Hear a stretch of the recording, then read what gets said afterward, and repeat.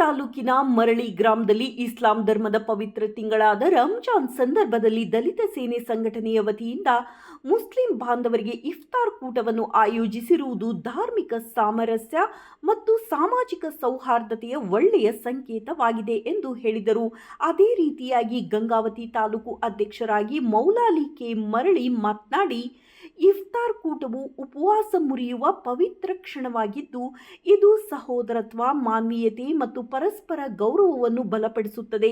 ಈ ಕಾರ್ಯಕ್ರಮದ ಮೂಲಕ ಎಲ್ಲ ಸಮುದಾಯಗಳ ಮಧ್ಯೆ ಏಕತೆ, ಪ್ರೀತಿ ಮತ್ತು ಶಾಂತಿಯ ಸಂದೇಶವನ್ನು ಸಾರಲಾಗಿದೆ. ದಲಿತ ಸೇನೆ ಸಂಘಟನೆಯ ಈ ಹೆಜ್ಜೆ ಸಮಾಜದಲ್ಲಿ ಸಾಮರಸ್ಯದ ವಾತಾವರಣ ನಿರ್ಮಿಸಲು ಮಹತ್ವದ ಪಾತ್ರ ವಹಿಸುತ್ತದೆ. ಧರ್ಮ ಭಿನ್ನವಾಗಿದ್ದರೂ ನಮ್ಮೆಲ್ಲರ ಉದ್ದೇಶ ಒಂದೇ: ಶಾಂತಿ, ಪ್ರಗತಿ ಮತ್ತು ಸಹಬಾಳ್ವೆ. ಈ ರೀತಿಯ ಕಾರ್ಯಕ್ರಮಗಳು ಸಮಾಜದ ಒಗ್ಗಟ್ಟನ್ನು ಹೆಚ್ಚಿಸಿ ಪರಸ್ಪರ ವಿಶ್ವಾಸವನ್ನು ಗಟ್ಟಿಗೊಳಿಸುತ್ತವೆ ಎಂದು ಹೇಳಿದರು. ಈ ಸಂದರ್ಭದಲ್ಲಿ ಜಿಲ್ಲಾ ಪ್ರಧಾನ ಕಾರ್ಯದರ್ಶಿಯಾಗಿ ಮೌಲಾ ಸಾಬ್ ನದಾಫ್ ಮತ್ತು ರಮೇಶ್ ನಾಯಕ್, ಮೌಲಾ ಸಾಬ್, ಹುಸೇನ್ ಸಾಬ್, ರಮೇಶ್ ತಳವಾರ್, ಮೌನೇಶ್ ಪಟೇಲ್, ಸುರೇಶ್, ಕೃಷ್ಣ, ರಾಜು, ಶಿವು, ಹುಸೇನ್ ಪತಾ, ರಫಿ, ರಾಜಾ ಸಾಬ್, ಸಮೀರ್, ಶಬ್ಬೀರ್ ಸೇರಿದಂತೆ ಮುಸ್ಲಿಂ ಮುಖಂಡರು ಹಾಗೂ ಕಾರ್ಮಿಕ ಸಂಘದ ತಾಲೂಕಾ ಅಧ್ಯಕ್ಷರು ಇತರರು ಇದ್ದರು.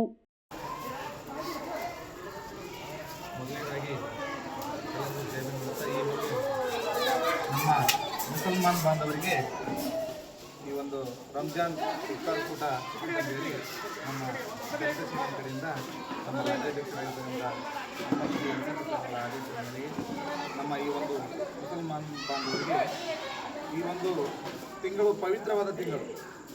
ನಮ್ಮ ಇಸ್ಲಾಂ ಧರ್ಮದಲ್ಲಿಯೇ ನಮ್ಮ 100ನೇ ಪ್ರವಾದಿಯಾಗಿರ್ತಕ್ಕಂಥ ನಮ್ಮ ಮೊಹಮ್ಮದ್ ಪೈಗಂಬರವರ ಒಂದು ರಚಿತವಾದ ಇಸ್ಲಾಂ ಧರ್ಮದ ಒಂದು ಪವಿತ್ರವಾದ ಈ ಕುರಾನ್ನಲ್ಲಿ, ಪವಿತ್ರ ಗ್ರಂಥದಲ್ಲಿ ಈ ತಿಂಗಳು ಅತ್ಯಂತ ಮಹತ್ವವಾದ ದಿನ. ಪೈಗಂಬರವರ ಜೀವನದಲ್ಲಿ ಮಹತ್ವವಾದ ದಿನ. ಸತ್ಯ, ಧರ್ಮ, ನ್ಯಾಯದ ಮುಖಾಂತರ 571ರಲ್ಲಿ ಈ ಪ್ರಪಂಚವನ್ನೇ ಒಂದು ಸತ್ಯದ ನುಡಿಯತ್ತ ಕೊಂಡೊಯ್ಯಲಿಕ್ಕೆ ನಮ್ಮ ಮಹಾನ್ ಪ್ರವಾದಿಯಾಗಿ ಇಡೀ ಪ್ರಪಂಚನೇ ದಾರಿ ತಪ್ಪತಕ್ಕಂಥ ಒಂದು ಸಂದರ್ಭದಲ್ಲಿ ಅರಬ್ ಸಾಮ್ರಾಜ್ಯದ ಮೆಕ್ಕಾದಲ್ಲಿ ಕ್ರಿಸ್ತಶಕ 571ರಲ್ಲಿ ನಮ್ಮ ಪೈಗಂಬರವರು ಜನಿಸಿ ಇಡೀ ಮಾನವ ಕುಲವನ್ನೇ ಒಂದು ಅತ್ಯಂತ ಒಳ್ಳೆಯ ರೀತಿಯಲ್ಲಿ ಕೊಂಡೊಯ್ತಾರೆ. ಅವರ ಸತ್ಯದ ನೇರ ನುಡಿಗಳು ಈ ಸಮಾಜದಲ್ಲಿ ನಡೀತಕ್ಕಂಥ ಅನ್ಯಾಯದ ವಿರುದ್ಧ ಅಂದಿನ ದಿನಮಾನಗಳಲ್ಲಿ ಕ್ರಿಸ್ತಶಕದಲ್ಲಿಯೇ ಅವರು ಸಮಾಜವನ್ನು ಒಳ್ಳೆಯ ಉತ್ತಮ ರೀತಿಯಲ್ಲಿ ಬದುಕಲಿಕ್ಕೆ ದಾರಿಯನ್ನು ಮಾಡಿಕೊಟ್ಟಿರ್ತಕ್ಕಂಥ ಮಹಾನ್ ಪ್ರವಾದಿಗಳು.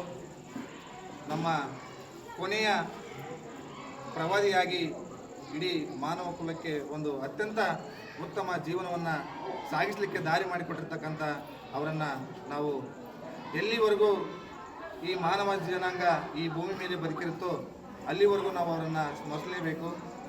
ಅಂಥ ದಿನದಲ್ಲಿ ಕುರಾನ್ನಲ್ಲಿ ಅವರಿಗೆ ಈ ಒಂದು ತಿಂಗಳು ಪವಿತ್ರವಾದ ತಿಂಗಳು.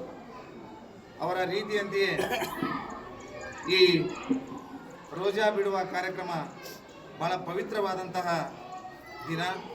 ಯಾಕಂದರೆ 1 ತಿಂಗಳ ಕಾಲ ನಮ್ಮ ಮುಸ್ಲಿಂ ಬಾಂಧವರು ಉಪವಾಸವನ್ನು ಕೈಗೊಂಡು ದೇವರ ಹತ್ತಿರ ಹೋಗುವಂತಹ ಈ ಒಂದು ತಿಂಗಳು ಬಹಳ ಉತ್ತಮವಾದ ದಿನ.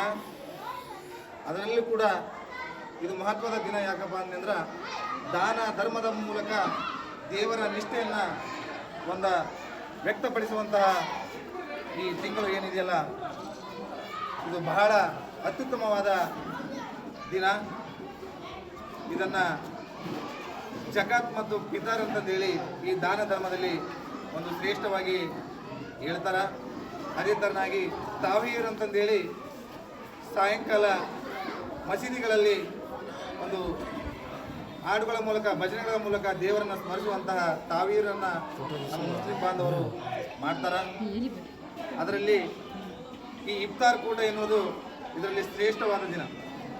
ಇಫ್ತಾರ್ ಕೂಟ ಬೆಳಗಿನ ಸೂರ್ಯಾಸ್ತದಿಂದ ಹಿಡಿದು ಸಾಯಂಕಾಲ ಸೂರ್ಯಾಸ್ತದವರೆಗೂ ನಮ್ಮ ಮುಸ್ಲಿಂ ಬಾಂಧವರು ಉಪವಾಸವನ್ನು ಕೈಗೊಂಡು ಸರಿಯಾಗಿ ಸೂರ್ಯ ಮುಳುಗಿದ ನಂತರ ಈ ಒಂದು ಸ್ನೇಹಿತರು, ಮನೆಯವರು, ಬಂಧು ಬಳಗವರ ಜೊತೆ ಸೇರಿ ಎಲ್ಲರೂ ಒಟ್ಟಾಗಿ ಸೇರಿ ಈ ಒಂದು ಇಫ್ತಾರ್ ಕೂಟವನ್ನು ಅವರು ರೋಜವನ್ನು ಬಿಡಿಸುವಂಥ ದಿನ. ಹಾಗಾಗಿ ನಮ್ಮ ಎಲ್ಲ ಮುಸ್ಲಿಂ ಬಾಂಧವರಿಗೆ ಇಡೀ ಜಗತ್ತಿನಲ್ಲಿಯೇ ಅತ್ಯಂತ ಪವಿತ್ರವಾದ ಈ ತಿಂಗಳು ಅವರ ಪಾಲಿಗೆ ಮುಂದಿನ ದಿನಮಾನಗಳಲ್ಲಿಯೂ ಕೂಡ ಇದೇ ರೀತಿಯಾಗಿ ಇನ್ನೂ ಹೆಚ್ಚಿನ ರೀತಿಯಲ್ಲಿ ಪೈಗಂಬರರ ನಾವು ಅನುಯಾಯಿಗಳಾಗಿ ಅವರ ನಡೆದಿರ್ತಕ್ಕಂಥ ದಾರಿಗಳಲ್ಲಿ ನಾವೆಲ್ಲರೂ ಸೇರಿ ಒಂದಾಗಿ ಹೋಗೋಣ. ಇನ್ನು ನಮ್ಮ ಮಾನವ ಕುಲ ಎಲ್ಲಿವರೆಗೂ ಬದುಕಿರುತ್ತೋ ಅಲ್ಲಿವರೆಗೂ ಇಂಥ ಅಜರಾಮರ ಪ್ರವಾದಿಗಳನ್ನು ನಾವು ಮನಸ್ಸಿನಲ್ಲಿ ನೆನೆಯುತ್ತಾ ಅವರ ಹಾದಿಯಲ್ಲಿ ನಾವು ನಡೆಯೋಣಂತಂದೇಳಿ ಇವತ್ತು ನಮ್ಮ ತಾಲೂಕು ಅಧ್ಯಕ್ಷರಾಗಿರ್ತಕ್ಕಂಥ ಮೌಲಾಲಿ ಕೆ ಅವರು ಈ ಒಂದು ಇಫ್ತಾರ್ ಕೂಟವನ್ನು ಹಮ್ಮಿಕೊಂಡಿದ್ದಕ್ಕೆ ಅವ್ರಿಗೂ ಕೂಡ ನಮ್ಮ ದಲಿತ ಸೇನೆಯ ಕಡೆಯಿಂದ ಅವರಿಗೆ ಹೃದಯಪೂರ್ವಕ ಧನ್ಯವಾದಗಳನ್ನು ತಿಳಿಸ್ತೇವೆ.